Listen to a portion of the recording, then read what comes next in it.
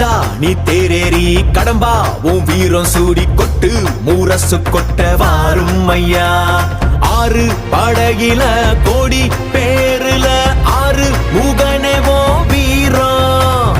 கந்த பாத பின்னணித்தோ நடந்திருந்த அச்சம் மிச்சம் இன்றி போகாதா. முருக முடிவெடுக்க சிவனோ கேட்டிருக்க வெற்றி வேலனுக்கு ஆரோகரா. கந்தாணி தேரேறி கடம்பாவும் வீரம் சூடி கொட்டு ஊரசு கொட்ட வாரும் ஐயா.